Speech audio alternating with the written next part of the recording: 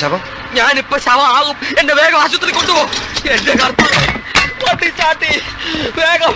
എന്റെ ദൈവമേ, ആ നിലവിളി ശബ്ദം വിടോ.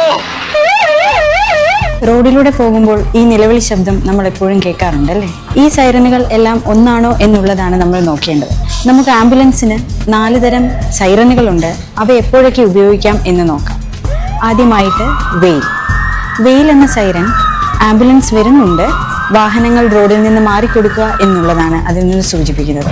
രോഗിയെ തേടിയുള്ള യാത്രയാണ് ഈ ആംബുലൻസ് എന്നുള്ളത്. അതേപോലെ തന്നെ രണ്ടാമതായി യെൽപ്പ് സൈറണിൽ രോഗി വാഹനത്തിലുണ്ട്, ബാക്കി വാഹനങ്ങൾ മാറിക്കൊടുക്കുക എന്നുള്ളതാണ്. ഈ രോഗിയെ എത്രയും പെട്ടെന്ന് തന്നെ ആശുപത്രിയിൽ എത്തിക്കുക എന്നുള്ളതാണ് ഇതിൽ നിന്നും അർത്ഥമാക്കുന്നത്. അടുത്ത സൈറൻ ഹൈപ്പർ യെൽപ്പ് രോഗി വളരെ ക്രിട്ടിക്കൽ സ്റ്റേജിലാണ്. അതേപോലെ തന്നെ ഒരു അപകടാവസ്ഥ അവിടെ ഉണ്ടായിട്ടുണ്ട്. വളരെ വലിയ അപകടാവസ്ഥ ആയതുകൊണ്ട് ഒന്നുകൂടി ആംബുലൻസിന് ചിലപ്പോൾ വരേണ്ടി വന്നേക്കാം എന്നും ഈ ഹൈപ്പർ യെൽപ്പ് സൈറനിലൂടെ സൂചിപ്പിക്കുന്നു. അടുത്തതാണ് ഹൈ ആൻഡ് ലോ സൈറൻ.